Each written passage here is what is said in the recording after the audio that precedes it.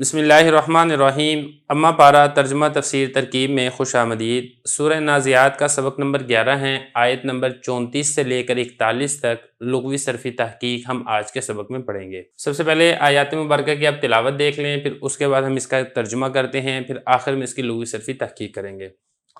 بسم اللہ الرحمن الرحیم۔ فَإِذَا جَاءَتِ الطَّامَّةُ الْكُبْرَى يَوْمَ يَتَذَكَّرُ الْإِنسَانُ مَا سَعَىٰ وَبُرِّزَتِ الْجَحِيمُ لِمَن يَرَىٰ فَأَمَّا مَن طَغَىٰ وَآثَرَ الْحَيَاةَ الدُّنْيَا فَإِنَّ الْجَحِيمَ هِيَ الْمَأْوَىٰ وَأَمَّا مَنْ خَافَ مَقَامَ رَبِّهِ وَنَهَى النَّفْسَ عَنِ الْهَوَىٰ فَإِنَّ الْجَنَّةَ هِيَ الْمَأْوَىٰ۔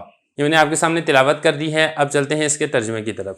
فَإِذَا اور جب جاءت آئے گی الطامہ مصیبت الکبریٰ بڑی، یوما وہ دن ہوگا، یتذکرو یاد کرے گا انسان ما جو سعی اس نے کوشش کی، وبرزت اور ظاہر کر دیا جائے گا جہیم جہنم کو، لمن اس شخص کے لیے یرا جو دیکھے گا اس کو، فاما بہرحال من وہ شخص طغا جس نے سرکشی کی، وآثرا اور ترجیح دی الحیات زندگی کو، الدنیا دنیا کی، فإنا تو بے شک جہیم جہنم، ہیا وہ المأویٰ ٹھکانہ ہے، وَأَمَّا اور بہرحال من وہ شخص خافا جو ڈرا، مقامہ کھڑا ہونے کے، ربی ہی اپنے رب کے، ونہا اور اس نے روکا النفس اپنے جی کو، ان سے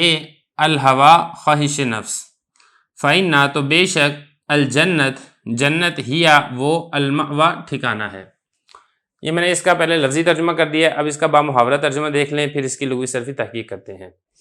اور جب بڑی مصیبت آئے گی اس دن انسان یاد کرے گا جو اس نے کوشش کی، اور جہنم کو ظاہر کر دیا جائے گا اس شخص کے لیے جو اس کو دیکھے گا، بہرحال جس نے سرکشی کی اور دنیا کی زندگی کو ترجیح دی تو جہنم وہ ٹھکانہ ہوگا، اور بہرحال جو شخص اپنے رب کے سامنے کھڑے ہونے سے ڈرا اور اپنے نفس کو خواہش سے منع کیا تو جنت وہی اس کا ٹھکانہ ہوگا۔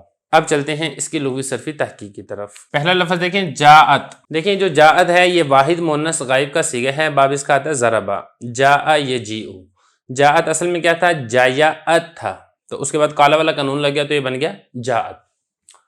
اگلا لفظ دیکھیں الطامہ، یہ جو طامہ ہے یہ واحد مؤنث اسم فاعل کا صیغہ ہے، اور یہ اصل میں تھا طامیمۃ، تو اس کے بعد میم کا میم میں ادغام ہوا تو یہ بن گیا طامۃ، اور اس کے جو تنوین تھی وہ الف لام داخل ہونے کی وجہ سے گر گئی، اور باب اس کا آتا ہے ناصرہ، اس کا مطلب ہوتا ہے زیادہ ہونا، بھرنا، غالب آنا، یہ اس کے معنی ہوتے ہیں۔ تو یہاں پر مطلب یہ ہے کہ ناقابل برداشت بڑی مصیبت، اور کبریٰ یہ پہلے گزر چکا ہے جیسا کہ میں آپ کو بتا چکا ہوں۔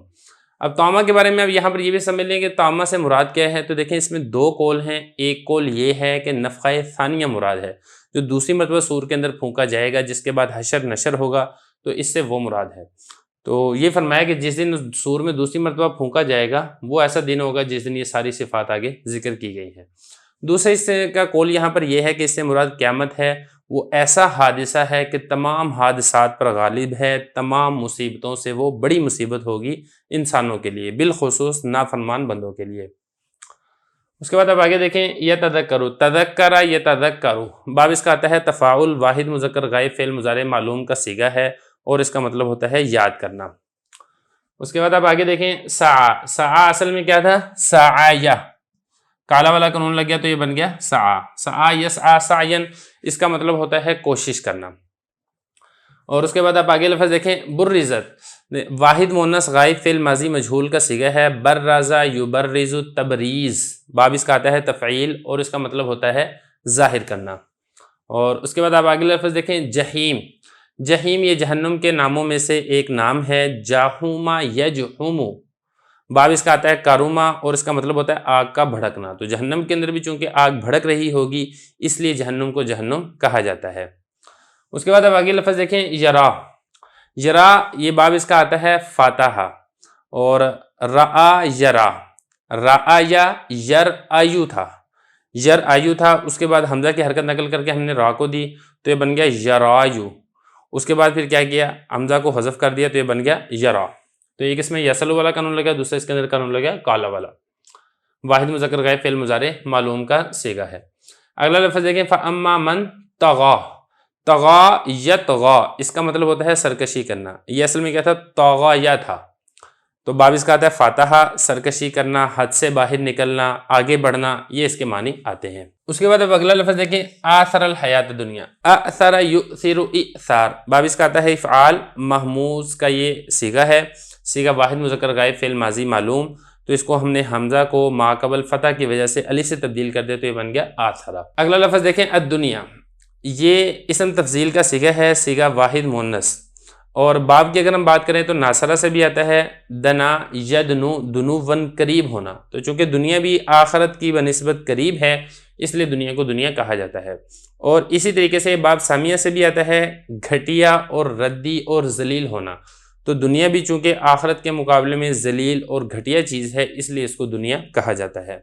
تو بہرحال اس کو آپ ناصرہ سے بھی بنا سکتے ہیں اور آپ اس کو سامیہ سے بھی بنا سکتے ہیں.